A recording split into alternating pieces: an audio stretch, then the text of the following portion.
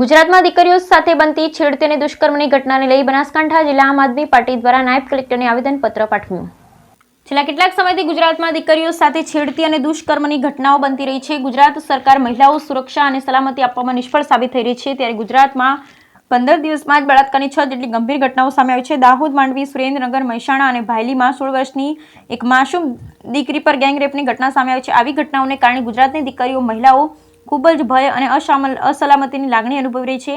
ત્યારે ગૃહમંત્રીએ કાયદો અને વ્યવસ્થા સુધારવા ઉપર ધ્યાન આપવું જોઈએ. એને બદલે ગૃહમંત્રી ફાકા, ફોજદારી, ફાલતુ નિવેદનો અને રીલ બનાવવામાં વ્યસ્ત છે. આ પરિસ્થિતિમાં ગુજરાતની મહિલાઓએ શું કરવું?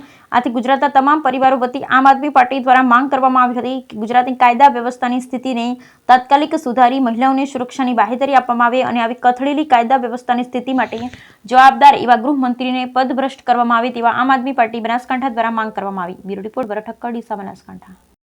જય હિન્દ સાથીઓ, આપણે છેલ્લા ઘણા સમયથી જોઈએ છીએ ગુજરાતમાં કે અવારનવાર ગુજરાતમાં ગુનાઓની ઘટના બનતી જાય છે. અને એમાં પણ જોઈએ ત્યારે ગુજરાત હંમેશા કહેતું હોય છે કે અમે નારી શક્તિને માન આપીએ છીએ, સન્માન આપીએ છીએ. બેટી બચાવો બેટી પઢાઓ જે અભિયાન છે એ ગુજરાતથી ચાલુ થયેલું છે. માનનીય શ્રી પ્રધાનમંત્રી નરેન્દ્ર મોદીએ ચાલુ કરેલું. પરંતુ આપણે જોઈએ કે મહિલાઓ સાથે છેલ્લા ઘણા સમયથી એટલા બધા દુષ્કર્મો અને એટલા બધા અત્યાચાર થઈ રહ્યા છે. હમણાં છેલ્લા 15 દિવસમાં જોઈએ તો મહેસાણા, વડોદરા, સુરેન્દ્રનગર, પછી દાહોદ, આમાં નાની નાની દીકરીઓ સાથે ગેંગરેપ કરવામાં આવે છે. અને અત્યાર સુધી એક પણ માણસને એને સજા આપવામાં નથી કે પકડવામાં નથી. હમણાં જ આપણે જોયું તાજેતરમાં કે નવરાત્રિનો મહોત્સવ છે ગુજરાતમાં, તો હર્ષ સંઘવી આપણા ગુજરાતના રાજ્ય ગૃહમંત્રી એવું કહે છે કે ગુજરાતમાં ગરબા નહીં રમાય તો કે પાકિસ્તાનમાં રમાશે અને 5 વાગ્યા સુધી ગરબા રમાવા જોઈએ. અમને કોઈ તકલીફ નથી, 5 નહીં, તમે સવાર સુધી ગરબા રમાડો.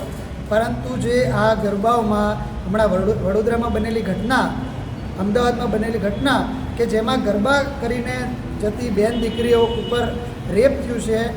વાગ્યા સુધી રાત્રે ગમે તેમ રમે, જો કે અમારી પાર્ટીનો પણ ટેકો છે, વાંધો નહીં, પણ એક અમારી સલામતી ગોઠવો. અને બીજું, જો તમે 5 વાગ્યા સુધી છૂટ આપતા હોય તો જિલ્લા કલેક્ટર અને પોલીસ કમિશનરોએ પણ જાહેરનામામાં 5 વાગ્યા સુધી છૂટ આપવી જોઈએ, જે 12 વાગ્યા સુધીની છે. તો એ પોલીસ કમિશનર અને જે જિલ્લા કલેક્ટરશ્રીના જાહેરનામામાં 12 વાગ્યાનો સમય છે અને ગૃહ રાજ્યમંત્રી જે છે એ સવારે 5 વાગે કહે છે.